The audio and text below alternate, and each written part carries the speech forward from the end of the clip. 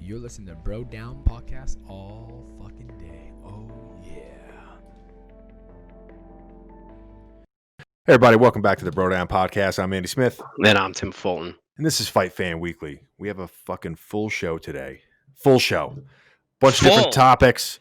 As opposed to empty. Tim might not know what the fuck I'm talking about for half of them, but we're gonna educate him today.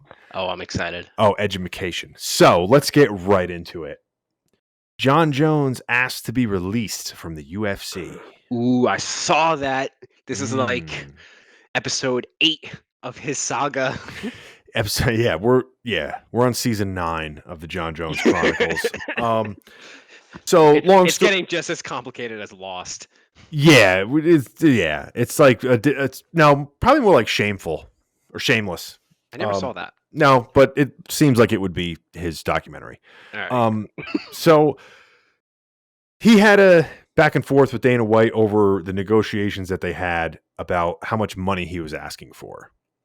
Yep. And Dana White basically said he's asking for like Deontay Wilder numbers as far as how much he wants for his paycheck.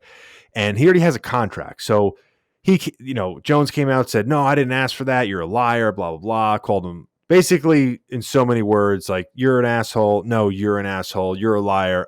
You the liar. And then Dana White basically was like, let's take a fucking lie detector test. That's awesome. Yeah. So he asked to be released from his contract. So, like, what do you think about this whole, Jon Jones not fighting? He's going to Francis, not Francis, calls out Jan Blachowicz. Then he wants more money to fight Francis, and now he's asking for his release. Like, what is your take on this whole thing with him trying to use a power play here, it seems, to get more money out of the UFC during a difficult time? See, I think he's a fucking mess, to be honest with you. I think no one in the right mind is going to expect anyone to release them from his contract. I don't think that's at all realistic, right? So I think that's just really like either shooting from the hip and being emotional or some sort of like ploy. It's one or the other in my eyes. I do think he kind of has a point. I have read some articles on like how the fighters are kind of underpaid, but not these top tier guys. I'm talking like the lower end fighters, like people who aren't main event attractions are kind of underpaid.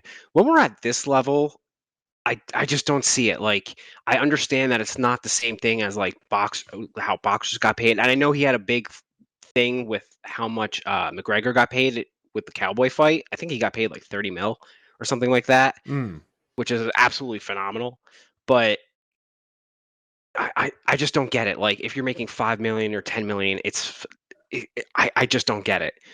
Yeah, I do think some fighters are underpaid, but I don't think Jones was going to be one of those guys. Not if he's headlining a fight. So I think he's choosing the wrong battle here. Okay, so here's the weird thing, right? I agree with you that the lower guys aren't paid as much as they should. But the way that you have to, I guess the way that the business works is, it's not like football or basketball or team sport where people are going to tune in for the team. Like, I like the Bulls. I like the Broncos. Like, I'm tuning in to watch the Broncos. Yes, your ticket sales go up if you have stars and the team does well, but that team name is what keeps everyone together.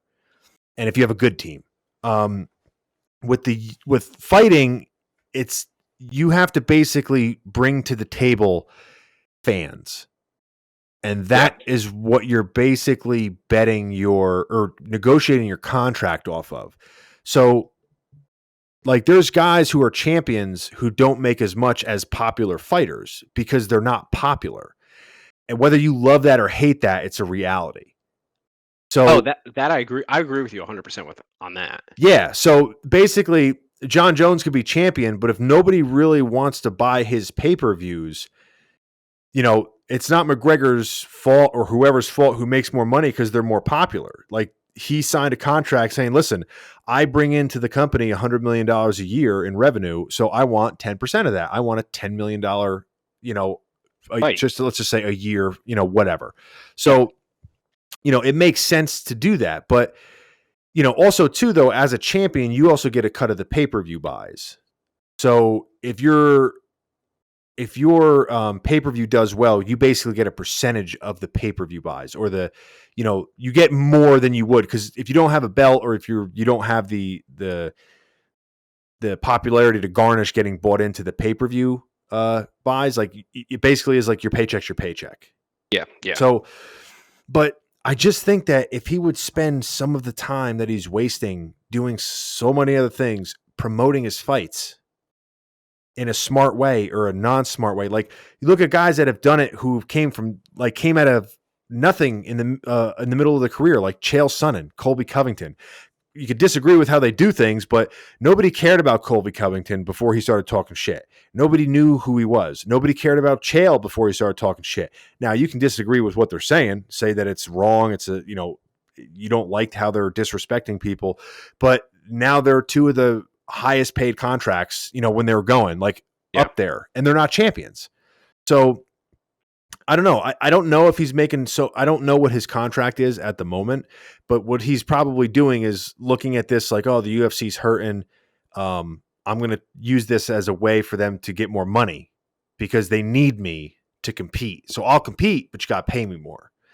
And especially with how bad things are going and how many guys in the UFC are begging to fight so they can feed their families. And then on top of that, how many other stars like Cowboy Cerrone, Anthony Pettis are just being like, you know what, I'll toe the company line. I'll be a company guy. Like, you need me to fight in Florida, I'll fight in Florida in front of nobody. So when you have guys doing that, it's kind of hard to look at Jon and be like, why are you so special? Yeah. No, I fully agree with you. I think he's definitely pulling the wrong move here. My only question is if he really does have like an end game here, or if he's shooting from the hip purely emotionally. You know what I mean? Yeah. Because a lot of this feels like he's like doing these knee-jerk reactions, like, oh, like they're not giving me what I want. Well, fuck that guy. Fuck, I don't think he has an end game. Like, I think he's just shooting from the hip, and he's making a lot of misfires here. Yeah, I think he's very much shooting from the hip. It seems like that. And what's weird is that it's not enough to make people so pissed they want to see you lose. And it's not anything that's going to gain you more fans. So it's almost like people just don't want to deal with him at this moment. Like, it's that kind of a controversy. Yeah. But he had it well when he was trying to amp up his fight with Nagano. If he agreed to whatever they had going on there, I think we could, because he was having trouble in the past. I don't get it, dude. All right, next story. Okay, next up, Conor McGregor versus Anderson Silva. Ooh. Did you see this? I did. All right, I don't know if this is going on, if this is signed, but apparently they both agreed to it. Now, the crazy shit with this is that Anderson Silva has fought as high as 205. He was the 185-pound champion forever. And Conor McGregor was the 145-pound champion and 155-pound champion. And he's fought at 170, but barely made 170. Where are they going to meet? So he said, Silva said he'd meet him at 177. Okay. Which means that Conor's going to come in at 173 and just fight him basically as a weight class lower. And Silva's going to cut weight to make 170. This is if this all happens. Yeah. But he would be way bigger. So he's going to have, depending on how good the weight cut and all that stuff, but it's a very big size difference from how these guys are normally going to be walking around, right? Conor has the youth. Conor probably has the speed. He's got the power, but I don't know if that translates 3 weight classes up from what he won his first title at. But there's a lot of huge question marks here. How old is Silva, in all seriousness? It's got to be 40, almost 40. I'm looking it up right this second. He is 45. Or 45. I know guys fight He's well. He's 45? He's 45. Damn. I know guys fight for a real long time, but that's getting up there, man. And you're looking at Conor McGregor when he's at his best. I know there's 1,000 more pieces to this puzzle, but that's hard, dude. Yes, but if you look at his career, right? For the majority of Silva's career, he never took a ton of damage in his prime years. Yes, he got knocked out by Chris Weidman. He had a couple of wars after that. But for the majority of that whole stint where he was the man, like the GOAT, he wasn't getting touched that much. So I don't think he has the miles that another 45-year-old guy would have on him if they had the same career kind of thing. But one of the last things to go is power. And he's used to fighting at a heavier weight class. So he's used to fighting guys that hit way harder. Not maybe than Conor, but just weight class for weight class. Yeah. And he's used to going against guys that are way bigger. But here's the interesting thing. Silva never wants to go to the ground. Mostly because he's such a ninja when he's standing up. Conor sure shit doesn't want to go to the ground. Right? Both of them have like pretty incredible. I think Conor has better takedown defense, but Anderson's no fucking slouch with takedown defense either. Which means essentially, if you look at paper, statistics, they're probably going to just have a standing match. They're just going to pound it out, dude. Which is going to be insane if it does happen. Now, if you take into account all the nutty shit going on, like this is a real possibility. That would be crazy. To make some shit happen. That would be fucking legendary, dude. Yeah. Like, but it doesn't make sense to me. It's a freak show fight. Freak show fight. I would watch it. I would watch the fuck out of it. Fuck yeah, take my money. I feel like we would say that until I think if Conor got destroyed, we would be like, why did they let this happen? Why did we encourage this? But I also feel if Anderson got destroyed, we would say the same thing. Not as much, but I feel like we would say the same thing. And then if it was a good fight, praise Odin, rejoice. I'm not the biggest McGregor fan, so I'd be okay with him. Yeah, I'm just saying it's crazy when you take essentially a guy that won his first title at 145 against a guy who held the kingdom 40 pounds heavier weight class. It's if this does actually happen, I'm saying there's like a 30% chance it's actually going to happen. If it does happen, this is going to be the night. Yeah, that'd be like if I cut down and got abs and then you fought me. Okay, that's the difference you're talking with like size. Yeah, that's a little scary. Yeah. See, it's perspective, right? So, so any other thoughts on this one? Let's pray it happens. Okay, fingers crossed. So the next one I have is Loretta versus Chiasson. I think that's how you say her last name. I'm sending you a link right now. Okay. And so basically what happened was Macy Chiasson and Valerie Loureda. Valerie Loureda is a Bellator fighter. And she puts up like a lot of videos, and she's an attractive girl. And she puts up videos of like her in her bathing suit and this, that, and the other thing. And then she put up a recent video with her in her boxing gear or her Bellator gear in the gym, and she's doing like this TikTok video where she's like doing like a little, like, not like a striptease dance, but kind of like a striptease dance. Did you see the video? I'm watching it now. She's not taking off any of her clothes, but it is a little. Well, there's a lot of the jiggle almost comes onto the table through the computer. Like, I'm not mad at the video. Just saying, not mad at it. Okay. But so what happened was, Macy basically told her, LOL, I fucking can't anymore. Is this a message we want to continue to convey, not only to our future leaders, but also to the disgusting, already misogynistic dudes out here? We are here to fight and be role models, or we are here for male followers and strip teases. So Loretta put, girl, by putting another woman down, you're contradicting yourself. Who said anything I do was for my male followers? I have been fighting since I was 2 years old, and just like you, I have interests like tattoos. I like to dance. I laugh my ass off. Simple.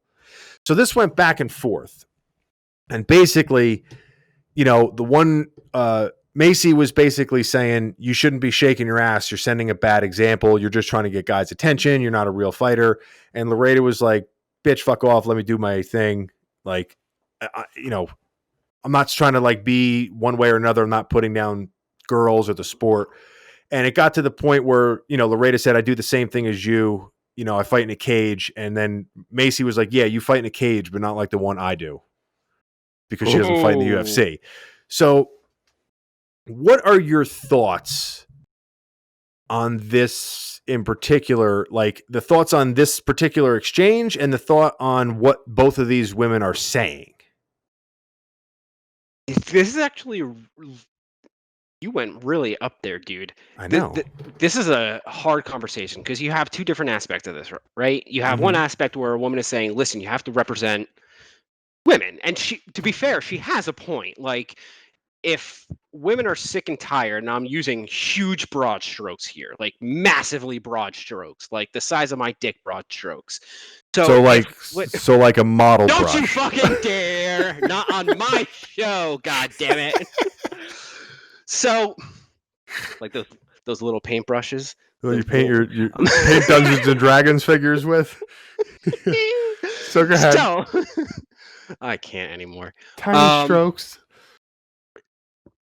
I don't even know what the fuck my point was. So you're okay. So you got the one side with the, she's saying, you got to respect women. Go ahead. Yeah, you got to respect women, blah, blah, blah. If you want people to respect women and like take us seriously and all this other crap, maybe you shouldn't be doing this, blah, blah, blah. She kind of went a little aggressive there, but she is pointing something out, like not just for fans, but like future MMA girls, like they shouldn't have to think to themselves like, oh, I have to shake my ass if I'm gonna want to make it in like a fighting career because I also have to sell myself as like a sex symbol. I want to like you should be promoting yourself as a fighter and this and that and the other thing. But the other girl, who the fuck is she? Macy? Is that the one who shook her ass? No. Loretta? Loretta's the one that's shaking it. Macy's the UFC fighter. And Loretta basically comes back and say, "Bitch, I'm living my life. Leave me alone." And you know what? She has a point too. It's a free fucking world. You can do whatever the fuck you want. So it's a battle of ideology almost, as stupid as that sounds. Like one person can do whatever the fuck they want. You know what? If shaking her ass makes her more money in the long run or just makes her happy, who the fuck cares? It's not anyone else's right. I just don't like that guys got dragged into this when we weren't even a part of this. Okay. Don't accuse us of shit when we weren't even part of this conversation. You weren't mad though. No, I wasn't. But this is how, all right, just off the top of my head, my bro brain is basically, if like, you should be able to do whatever the fuck you want to do. But if you look at something and you're like, okay, if I want to run down the street naked, I shouldn't be surprised if someone calls the cops. Yeah. Right? If you want to, take off all your clothes or you want to, do provocative dances on the internet, fucking do you. I don't give a shit. But you have to expect that there's going to be some creepy fucks. There's going to be dudes that are like, oh my God, whatever. It's probably going to be girls that are like, oh my God, whatever. But the thing is that as long as you don't look at that like it's a complete shock, and that you could never have expected it to happen kind of thing. You know what I'm saying? Like if that makes her more money, like I don't think that you should have to do that, but you don't have to do that. Like no one's forcing her to do that. She's doing something at her own decision. She's an adult. Yeah. Exactly. And if that makes her more money or that gets her more notoriety, because, we wouldn't be talking about this if she didn't do it. So clearly she's getting a lot of fans to do it. But again, like, there's give and take for everything, right? If you're gonna wear and shake your ass with basically no clothes on, I mean, she had a full fucking clothes on, so it's not even like she was like naked or anything like that. Like she could have went to the store and like nobody would have looked. But the thing is that I get what the one girl's saying, but that's her right to do that. Yeah. Like she's an adult, she can do whatever she wants. If she doesn't agree with it, then you have the right to call her a slut or whatever you want to do and say that you shouldn't be doing that because you're setting a bad example, but too fucking bad. You don't get to make decisions for her. Yeah. Yeah. See, I'm in that camp too. And I'm not necessarily in the camp of her dancing is a good thing. I'm in the camp of it's her life. Leave her the fuck alone. But if you're, I mean, let's be honest though. Like if you're going to be making videos like that, goddamn well what you're doing to get fans. Like I'm not hating on it at all. But you got to, like, if you're saying, like, oh, I'm not doing it for my male fans, you're not doing it, but the collateral damage is you're getting a lot of guys to follow you on there and girls to follow you on there, too, because they want to look like you or they want to be with you, and the same thing with guys. Yeah, you know what, and that's kind of my thing. And that's why I kind of see both points. I see Macy's point where this probably isn't the best thing for women empowerment. You know what I mean? Yeah, you want to walk the line. But no, but it's also women's empowerment from the other side. Yeah, no, I do see that, but in the long run, it is selling herself as a fighter through kind of sexy means. I mean, it's one small example put into a box. But So both can be true though, right? Like, does a fighter, because they're a fighter, not, or are they not allowed to be attractive? no, they're never allowed to be attractive. But you know what I'm saying, right? Like if you No, like, no, I know, there, I know exactly what you mean. yeah, because there was, just from being an MMA fan for the majority of my life, there was a real bad stigma for a long time where, like, if it was a female fighter, like, it'd be like, oh, what does she look like assuming that she's not attractive because she's a fighter. And it Yeah. took a long time to, like, break that stigma where it was like, no, like, anyone can be a fighter. Like, you just have to have it in you to do it. Like, pretty girls can do it, unattractive girls can do it, like, anyone can do it. So I don't really see a big problem with it. She might morally disagree with it, but again, the girls that don't agree with her aren't going to follow her. I mean, I understand from a certain point, like, you're influencing younger people and all this stuff, but I mean, honestly, you should take that seriously, but at the same time, it is still at the end of the day her life. So yeah, it's not. You can't tell her what to do. You can't just point blank tell her what to do. no, I think they should fight it out. You're in the one sport where you can solve conflicts by fighting. So I think they should cross promote that, have it happen. What should the winner get? What should the loser get? If Macy loses, she has to do a booty shake on camera. Twerk. She has to twerk on camera. And if who's the other? I keep forgetting her name. God damn. Loretta. And if Loretta loses, she loses all. She has to dress like a nun for a month. I was gonna say she loses social media. Ooh. They take it away. That seems like very imbalanced win and loss prizes. Oh, I don't think so. Macy would have to go against her entire ideology. And whatever her other face is would have to lose all of her followers. I don't think that's financially even. I don't care about finances. All right, so yeah. Any other thoughts on that? You misogynistic piece of shit. No, Okay. not really. Yeah, you shouldn't have a thought. All right, and last but not least, Henry Cejudo was stripped of his title, and Aldo and Peter Yan are apparently next. This excites me to no end. I know. This makes me so fucking happy. That Cejudo was stripped, or that Aldo and Yan are fighting? That Cejudo was stripped. Aldo. All right, the fight happening. I only really know Aldo. So you saw Peter Yan fight once before, but you probably don't remember it. It's been so long. There's so many fighters, dude, that I'm having trouble keeping up. What I'm happy about is that when someone says they retire and there are literal immediate consequences, because we've had this conversation so many times. I get sick of people being like, I'm retiring, and then something happens and they're like, oh well, maybe I'll fight. I'm sick of that word being meaningless. Sick of it. So I'm still sure that he will be back in some shape or form someday. Yeah. But I'm happy that there was a consequence. I'm happy that it has meaning to it. Yeah. Yeah, I agree. See, the only difference here is that he retired with a belt, whereas when other guys retire, I mean, the hard thing about this sport, right, is you really can't you can't take a season off or anything to heal injuries. Like, if you want to take time off without constant phone calls of who you fight next, you kind of have to say you're retiring to get your shit together. Like, if you're healing injuries, getting your head straight or whatever. But here, he's got the belt, so they're not going to let him just sit on the shelf. So he said he retired, and they're like, you sure? And he's like, yeah. They're like, give me that belt. Give me that belt back. So they stripped him, and they're like, you know what? We're not letting this division go without a king. So you're out. You retiring. Go play touch butt in the park. And Peter Yan versus Jose Aldo, apparently, for the title, for the vacant title.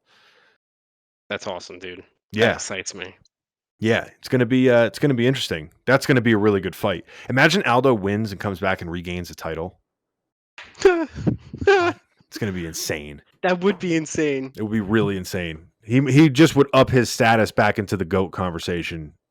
This is actually something I wanted to talk to you about, because I've been on all the Reddit forums recently, and someone was saying they were talking about Cejudo retiring, and they were like, "Oh no, he's definitely coming back. He's not happy until he gets that GOAT status, and he's not quite there yet." Yeah.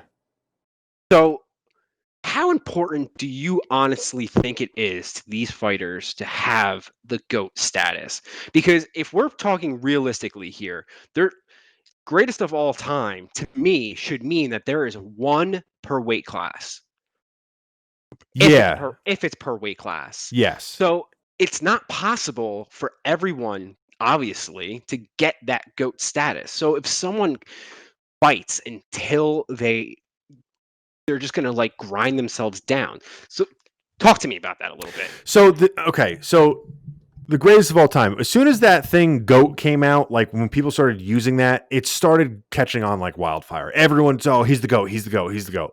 So I agree. There should be one or a couple guys that are in the conversation because, again, it's a made up thing. You can't decide. There's no algorithm that you can put into place to be like, yeah. Now, if you make very specific rules for what your criteria is for the GOAT, you can narrow it down better. But unless you say, like, your name must be Jose Aldo to be the GOAT, then you really can't just pick one guy. There's got to be a couple guys in the conversation.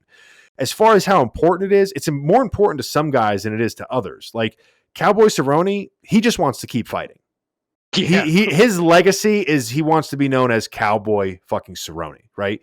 But other guys like GSP, the reason he came back to 185 and won the title or fought for the title, I believe, was because he wanted to basically cement his legacy and still remain in the conversation as a GOAT, as a greatest of all time.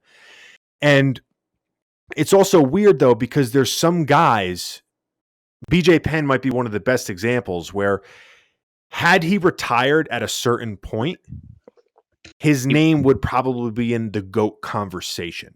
Yeah. But because they continued, it tarnishes the legacy, which I don't understand fully, because what you're saying is he was the GOAT at one point, but then he fought when he was older and he wasn't as good. So basically it's like, okay, if you extend that to anybody, say somebody hits their prime when they're 25. Yeah. Somebody else might only hit their prime when they're 35. But if they continue to fight till they're 60, it's always going to look shitty at the end. It's going to look bad after you're out of your prime, right? You're going to lose. So the way that I look at GOAT status, if you're talking about an overall career, I mean, you have to put guys that won championships in there for the most part, right? It's going to be almost exclusively guys that have held belts or multiple title defenses or multiple belts in different weight classes, right? Yeah, that makes sense to me.